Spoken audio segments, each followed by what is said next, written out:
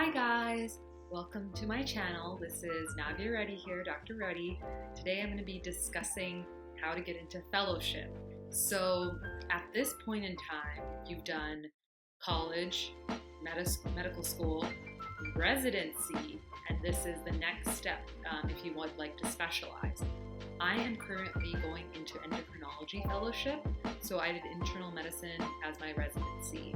So I just wanted to give you some ideas of what to think about early on starting in residency to get you that fellowship spot, since these days it's becoming very competitive to get into fellowship, and a lot of people love primary care, and I think that's a great field, but if you would like to get into a specialty, you have to know a little bit earlier on in residency. So what are some things that you should watch out for or know? So the first step is research. It is very important to start a research project early in residency. So there's 3 years of residency, but it's very busy. You're gonna have 28-hour calls. You're gonna be sleeping in the day, working at night. You're gonna be exhausted. So that's why you need extra time to be able to dedicate to research starting off early, so you can budget throughout the next 3 years or 2.5 years before you start applying to fellowship and have a project out there. So with that, it will be difficult to come out with a paper. It's definitely possible, and some people go above and beyond multiple research projects and really push themselves. But there's also other ways to start to get into the cycle and not feel too intimidated.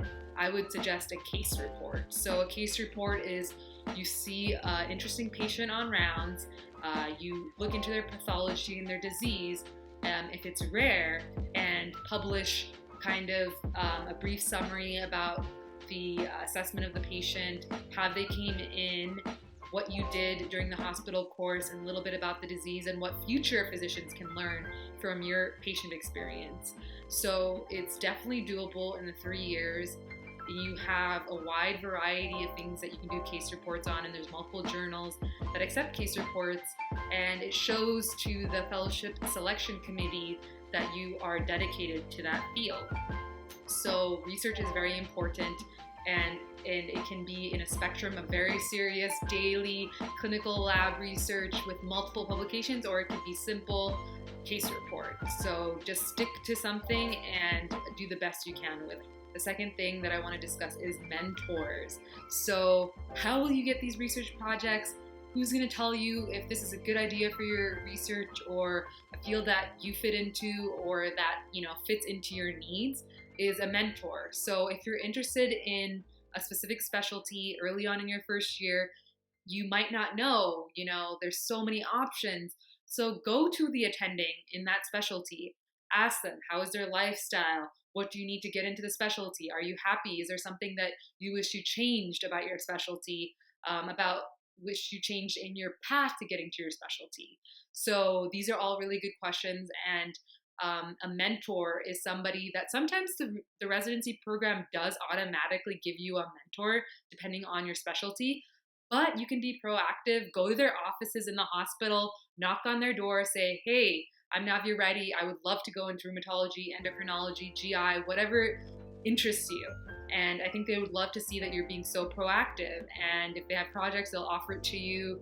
You guys can get coffee, talk over your plans in a less stressful environment, and just develop some connections and camaraderie. So mentors were very important in my career as well. I originally was thinking about going to other fields like allergy and things like that, but we didn't really have a residency program or fellowship program in allergy. So I wanted to go into something that I had a mentorship in, and it was endocrinology, and that physician was so supportive, helped me print out posters, and had check-ins monthly or yearly with him to see how things were going. So it was very rewarding personally, and also education-wise and career-wise. So try to develop a mentor, and back to it. Seek out a mentor. Only good things can come of it. Other things to think about when you're going into fellowship is that your grades in your rotations and your reviews matter. They do matter if you're going into internal medicine and not doing a specialty, but they are more important, I think, or just as important if you're going to fellowship, because that is how the committee will determine what type of resident you were and potentially what type of fellow you will be. So it is important to be well-rounded as well. So say you wanted to go into endocrinology, doing well in the endocrinology rotation is great, but some programs want to see that you do well in a wide variety of residency rotations. So are you just stepping it up just because you want to, show that you just love that specialty, or are you a well-rounded person that, you have sustainable ways of dealing with patients for the 3 years and not just 1 month? So that is very important when it comes to peer reviews as well. So your attendings in residency will review your academic performance at the end of every month.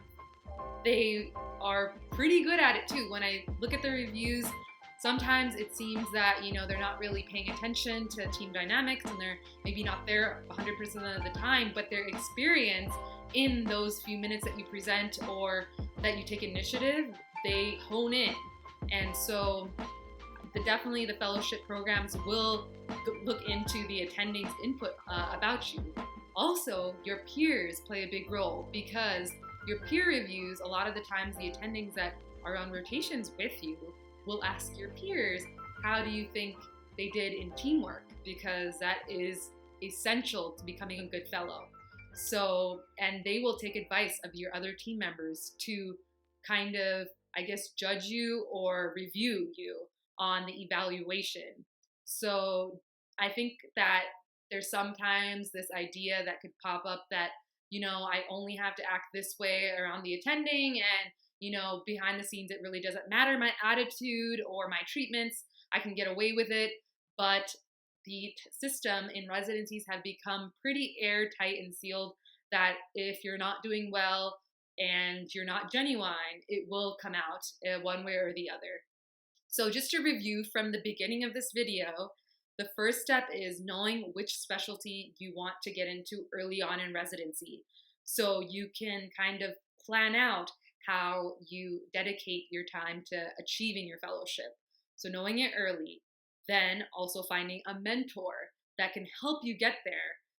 Yes, you can do it individually, but it will be tough, and doing research on your own is a little bit more challenging once there's somebody that you can meet with here and there that gives you great pointers and pretty much is telling you what you need, because they're also part of the selection committee for fellows. So definitely something to think about. And finally, your reviews. So those are something that will follow you for the 3 years, starting from your first day in residency to your last day in residency. Every day is going to be judged and evaluated, and pretty much every patient interaction will be evaluated. And that is a lot of stress, but if you go in thinking that I will do the best for the patient, then you will not falter.